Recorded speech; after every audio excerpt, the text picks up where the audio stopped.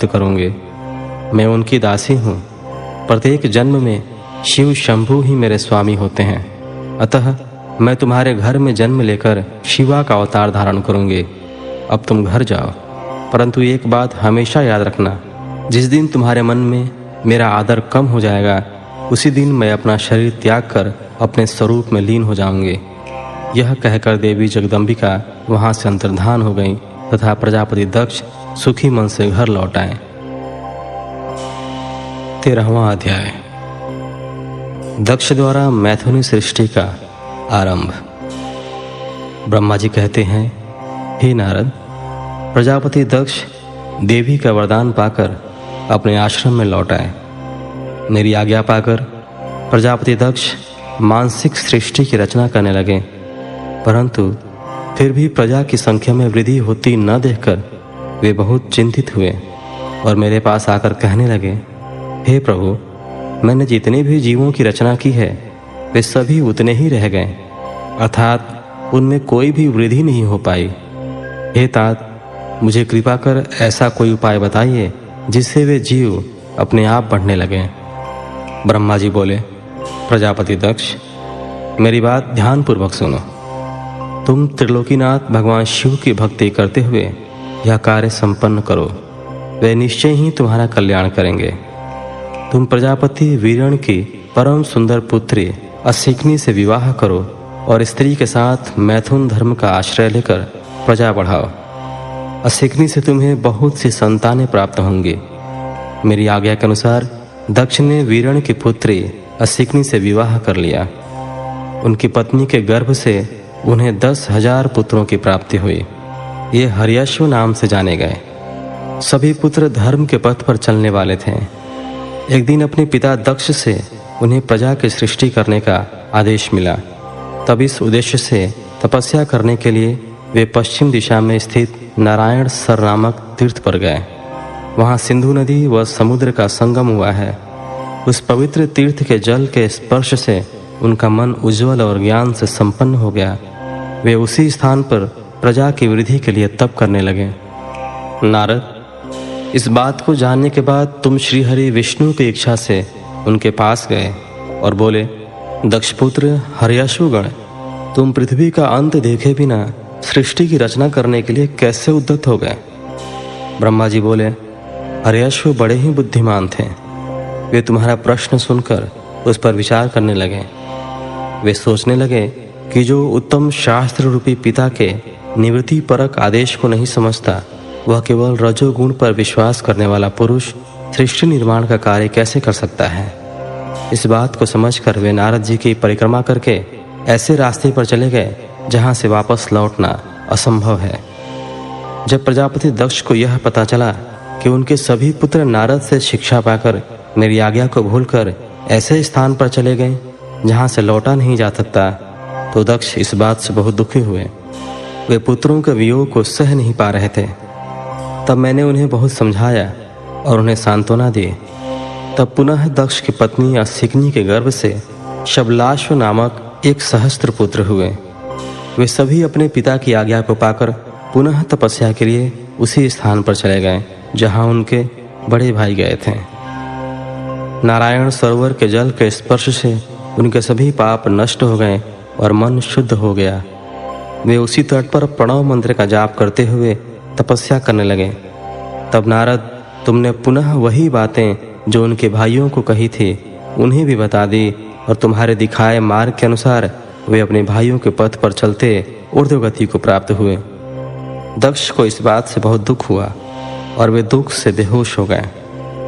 जब प्रजापति दक्ष को ज्ञात हुआ कि यह सब नारद की वजह से हुआ है, तो उन्हें बहुत क्रोध आया। संयोग से तुम भी उसी समय वहां पहुंच गए। तुम्हें देखते ही क्रोध के कारण वे तुम्हारी निंदा करने लगे और तुम्हें धिक्कारने लगे। वे बोले, तुमने सिर्फ दिखाने के लिए ऋषियों का रूप धारण कर रखा है। तुमने मेरे पुत्रों को ठग कर उन्हें भिक्षुओं का मार्ग दिखाया है। तुमने लोक और परलोक दोनों के श्रेय का नाश कर दिया। जो मनुष्य ऋषि, देव और पितृ ऋणों को उतारे बिना ही मोक्ष की इच्छा मन में लिए माता पिता को त्याग कर घर से चला जाता है, सन्यासी बन जाता है, वह अधोगति को प्राप्त हो जाता है। हे नारद, तुमने बार बार मेरा अमंगल किया है, इसलिए मैं तुम्हें शाप देता हूँ कि तुम कहीं भी स्थिर नहीं रह सकोगे। तीनों लोकों में विचरते हुए तुम्हारा पैर कहीं भी स्थिर नहीं रहेगा, अर्थात तुम्हें ठहरने के लिए सुस्थिर ठिकाना नहीं मिलेगा। नारद, यद्यपि तुम साधु पुरुषों द्वारा सम्मानित हो, परंतु तुम्हें शोकवश दक्ष ने ऐसा शाप दिया जिसे तुमने शांत मन से ग्रहण कर लिया और तुम्हारे मन में किसी प्रकार का विकार नहीं आया। 14वां अध्याय, दक्ष की 60 कन्याओं का विवाह। ब्रह्मा जी बोले, हे मुनिराज, दक्ष के इस रूप को जानकर मैं उसके पास गया। मैंने उसे शांत करने का बहुत प्रयत्न किया और सांत्वना दी। मैंने उसे तुम्हारा परिचय दिया। दक्ष को मैंने यह जानकारी भी दी कि तुम भी मेरे पुत्र हो, तुम मुनियों में श्रेष्ठ एवं देवताओं के प्रिय हो। तत्पश्चात प्रजापति दक्ष ने अपनी पत्नी से 60 सुंदर कन्याएं प्राप्त की। तब उनका धर्म आदि के साथ विवाह कर दिया। दक्ष ने अपनी 10 कन्याओं का विवाह धर्म से, 13 कन्याओं का ब्याह कश्यप मुनि से और 27 कन्याओं का विवाह चंद्रमा से कर दिया। 2 भूतागिरस और कुशाश्व को और शेष 4 कन्याओं का विवाह ताक्षरी के साथ कर दिया। इन सबकी संतानों से तीनों लोक भर गए। पुत्र पुत्रियों की उत्पत्ति के पश्चात प्रजापति दक्ष ने अपनी पत्नी सहित देवी जगदम्बिका का ध्यान किया। देवी की बहुत स्तुति की। प्रजापति दक्ष की सपत्नी की स्तुति से देवी जगदम्बिका ने प्रसन्न होकर दक्ष की पत्नी के गर्भ से जन्म लेने का निश्चय किया। उत्तम मुहूर्त देखकर दक्ष पत्नी ने गर्भ धारण किया। उस समय उनकी शोभा बढ़ गई। भगवती के निवास के प्रभाव से दक्ष पत्नी महामंगल रूपिणी हो गई। देवी को गर्भ में जानकर सभी देवी देवताओं ने जगदम्बा की स्तुति की। 9 महीने बीत जाने पर शुभ मुहूर्त में देवी भगवती का जन्म हुआ। उनका मुख दिव्य आभा से सुशोभित था। उनके जन्म के समय आकाश से फूलों की वर्षा होने लगी और मेघ जल बरसाने लगे। देवता आकाश में खड़े मांगलिक ध्वनि करने लगे। यज्ञ की बुझी हुई अग्नि पुनः जलने लगी। साक्षात जगदम्बा को प्रकट हुए देखकर दक्ष ने भक्ति भाव से उनकी स्तुति की। स्तुति सुनकर देवी प्रसन्न होकर बोली, हे प्रजापते, तुम्हारी तपस्या से प्रसन्न होकर मैंने तुम्हारे घर में पुत्री के रूप में जन्म लेने का जो वर दिया था वह आज पूर्ण हो गया। यह कहकर उन्होंने पुनः शिशु रूप धारण कर लिया तथा रोने लगीं। उनका रोना सुनकर दासियां उन्हें चुप कराने हेतु वहां एकत्र हो गईं। जन्मोत्सव में गीत और अनेक वाद्य यंत्र बजने लगे। दक्ष ने वैदिक रीति से अनुष्ठान किया और ब्राह्मणों को दान दिया। उन्होंने अपनी पुत्री का नाम उमा रखा। देवी उमा का पालन बहुत अच्छे तरीके से किया जा रहा था। वह बालकपन में बहुत सी लीलाएं करती थीं। देवी उमा इस प्रकार बढ़ने लगीं जैसे शुक्ल पक्ष में चंद्रमा की कला बढ़ती है। जब भी वे अपनी सखियों के साथ बैठती, वे भगवान शिव की मूर्ति को ही चित्रित करती थीं। वे सदा प्रभु शिव के भजन गाती थीं, उन्हीं का स्मरण करती और भगवान शिव की भक्ति में ही लीन रहती। 15वां अध्याय, सती की तपस्या। ब्रह्मा जी बोले, हे नारद, एक दिन मैं तुम्हें लेकर प्रजापति दक्ष के घर पहुंचा। वहां मैंने देवी सती को उनके पिता के पास बैठे देखा।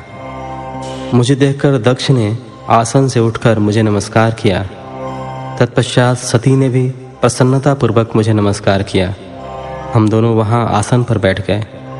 तब मैंने देवी सती को आशीर्वाद देते हुए कहा, सती, जो केवल तुम्हें चाहते हैं और तुम्हारी ही कामना करते हैं, तुम भी मन में उन्हीं को सोचती हो और उसी के रूप का स्मरण करती हो। उन्हीं सर्वज्ञ जगदीश्वर महादेव को तुम पति रूप में प्राप्त करो, वे ही तुम्हारे योग्य हैं। कुछ देर बाद दक्ष से विदा लेकर मैं अपने धाम को चल दिया। दक्ष को मेरी बातें सुनकर बड़ा संतोष एवं प्रसन्नता हुई।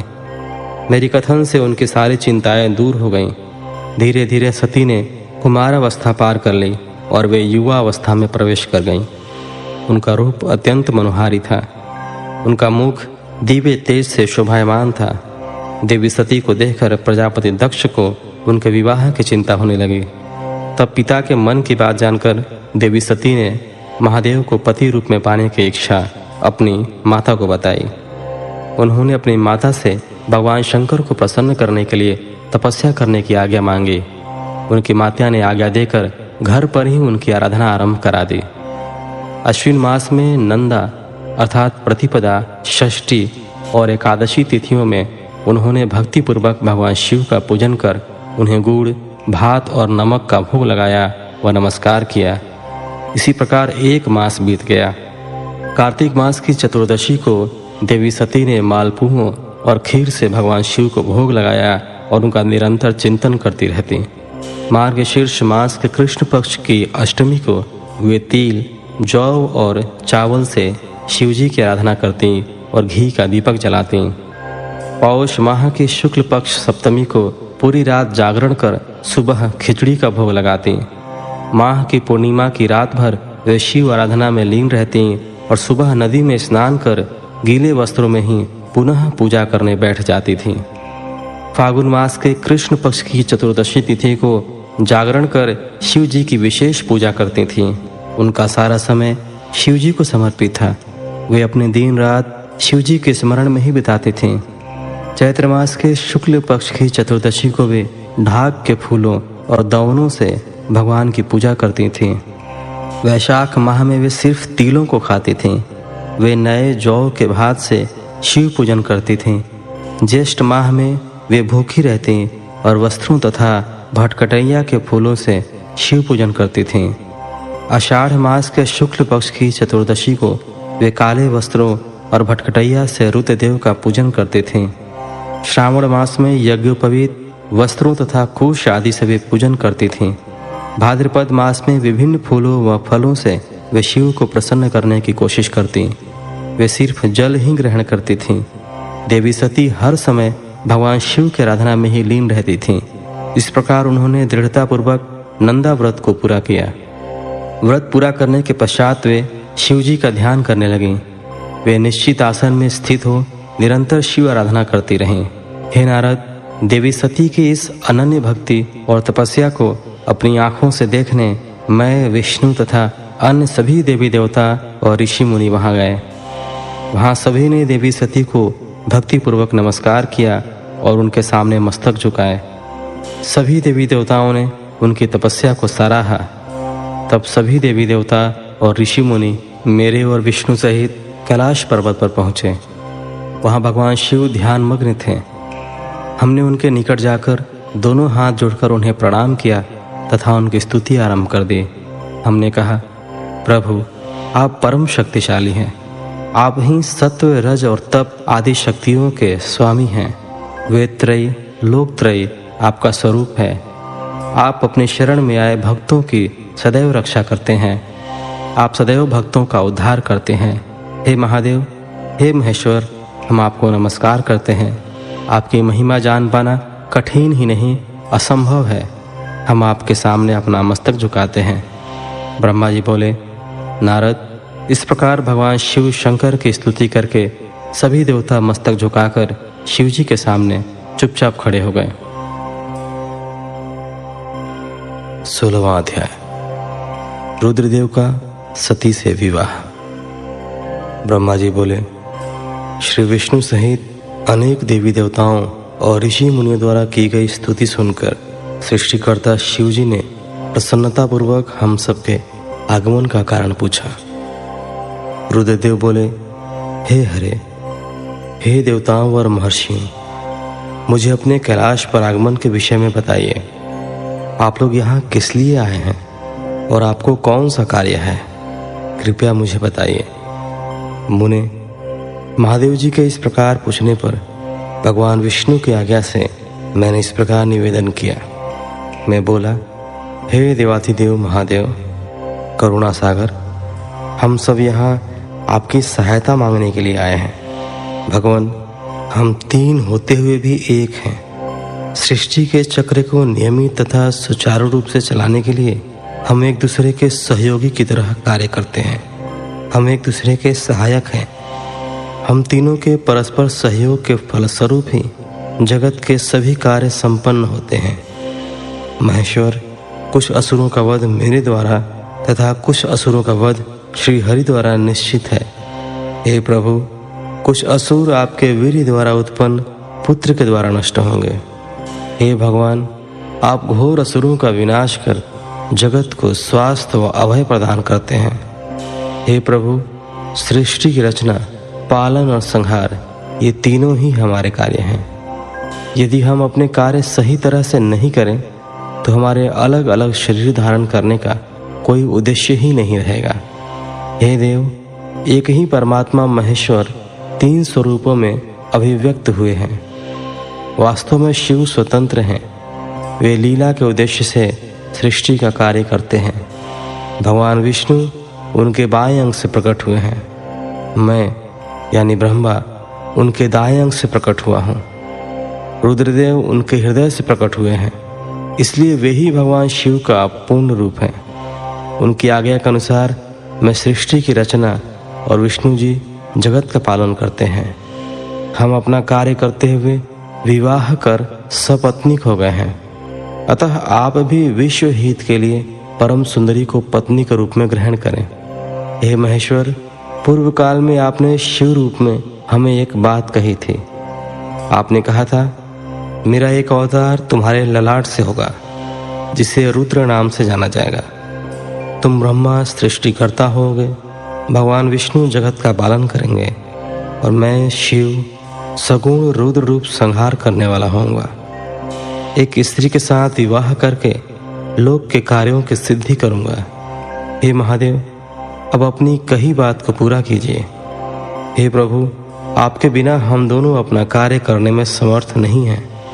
अतः प्रभु, आप ऐसी स्त्री को पत्नी रूप में धारण करें जो कि लोकहित के कार्य कर सके। भगवान, जिस प्रकार लक्ष्मी विष्णु की और सरस्वती मेरी सहधर्मिणी है, उसी प्रकार आप भी अपने जीवन साथी को स्वीकार कीजिए।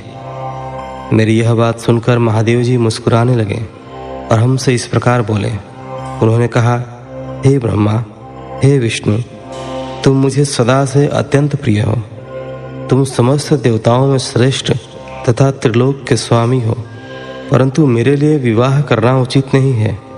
मैं सदैव तपस्या में लीन रहता हूँ। इस संसार से मैं सदा विरक्त रहता हूँ। मैं तो एक योगी हूँ जो सदैव निवृत्ति के मार्ग पर चलता है। घर गृहस्थी से भला मेरा क्या काम। मैं तो सदैव आत्मरूप हूँ जो माया से दूर है, जिसका शरीर अवधूत है। जो ज्ञानी आत्मा को जानने वाला और कामना से शून्य हो, भोगों से दूर रहता है, वो अविकारी है। भला उसे संसार में स्त्री से क्या प्रयोजन है। मैं तो योग करते समय ही आनंद का अनुभव करता हूँ। जो मनुष्य ज्ञान से रहित है, वे ही भोग को अधिक महत्व देते हैं। विवाह एक बहुत बड़ा बंधन है, इसलिए मैं विवाह के बंधनों में बंधना नहीं चाहता। आत्मा का चिंतन करने के कारण मेरी लौकिक स्वार्थ में कोई रुचि नहीं है। फिर भी जगत के हित के लिए तुमने जो कहा है वह मैं करूँगा। तुम्हारे कहे अनुसार मैं विवाह अवश्य ही करूँगा, क्योंकि मैं सदा अपने भक्तों के वश में रहता हूँ। परंतु मैं ऐसी स्त्री से विवाह करूँगा जो योगिनी तथा इच्छानुसार रूप धारण करने वाली हो। जब मैं योग साधना करूं तो वह भी योगिनी हो जाए, और जब मैं कामासक्त हूं तब वह कामिनी बन जाए। ऐसी स्त्री ही मुझे पत्नी रूप में स्वीकार्य होगी। मैं सदैव शिव चिंतन में लगा रहता हूं। जो स्त्री मेरे चिंतन में विघ्न डालेगी वह जीवित नहीं रह सकेगी। मैं, विष्णु और ब्रह्मा हम सभी शिव के अंश हैं, इसलिए हम सदा ही उनका चिंतन करते हैं। उनके चिंतन के लिए मैं बिना विवाह किए रह सकता हूँ। अतः मुझे ऐसी पत्नी प्रदान कीजिए जो मेरे अनुसार ही कार्य करे। यदि वह स्त्री मेरे कार्यों में विघ्न डालेगी तो मैं उसे त्याग दूंगा। विवाह हेतु शिव की स्वीकृति पाकर मैं और विष्णु जी प्रसन्न हो गए। फिर मैं विनम्रतापूर्वक भगवान शिव से बोला, हे नाथ, महेश्वर, प्रभु, आपको जिस प्रकार की स्त्री की आवश्यकता है ऐसी ही स्त्री के विषय में सुनो। हे प्रभु, भगवान शिव की पत्नी उमा ही विभिन्न अवतार धारण करके पृथ्वी पर प्रकट होती हैं और सृष्टि के विभिन्न कार्यों को पूरा करने में अपना सहयोग प्रदान करती हैं। उन्हीं देवी उमा ने लक्ष्मी रूप धारण कर श्री हरि को वारा। सरस्वती रूप में वे मेरी अर्धांगिनी बनी। अब वही देवी